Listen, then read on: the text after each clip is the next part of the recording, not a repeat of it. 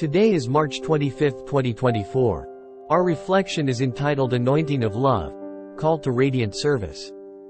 First reading. Isaiah chapter 42, verses 1-7.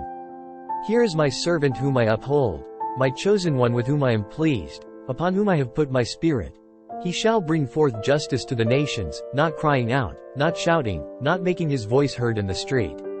A bruised reed he shall not break, and a smoldering wick he shall not quench, until he establishes justice on the earth. The coastlands will wait for his teaching.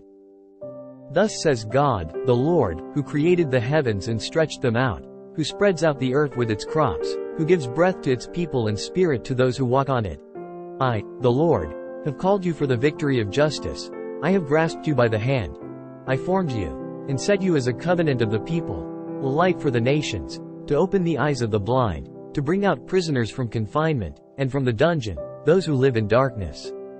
Gospel. John chapter 12, verses 1-11. 6 days before Passover Jesus came to Bethany, where Lazarus was, whom Jesus had raised from the dead.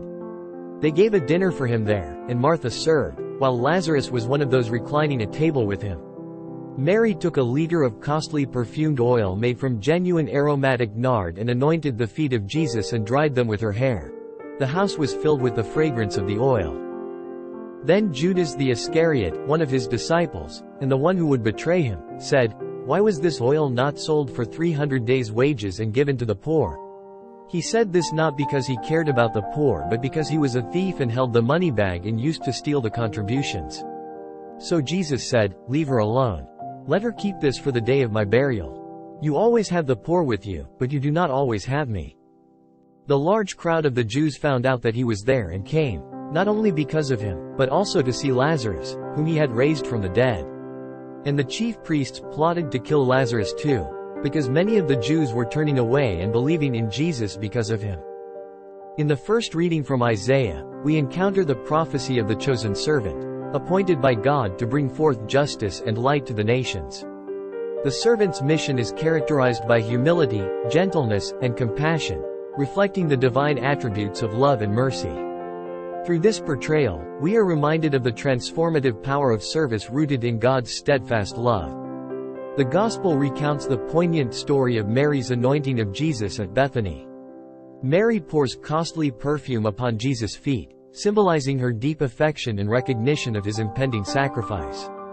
Jesus commends Mary's gesture, affirming the significance of her act of love in preparation for his burial. Through Mary's example, we are challenged to embrace radical acts of devotion and service in our own lives, pouring out our love for Christ and others without reservation. In the interplay between the readings, we discern a common thread of selfless service and devotion as exemplified by the servant in Isaiah and Mary in the Gospel. Both narratives underscore the transformative impact of love poured out in humble service, illuminating the path to deeper intimacy with God and authentic discipleship. Today, I will emulate Mary's example of extravagant love and devotion in my own life.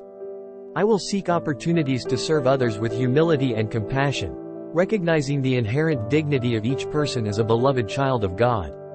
Through acts of kindness, generosity, and sacrificial love, I will strive to reflect the light of Christ in the world, embodying the essence of true discipleship and drawing others closer to the heart of God.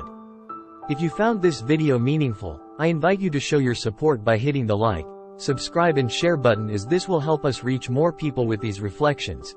Together, we can create a community that seeks wisdom and spiritual growth.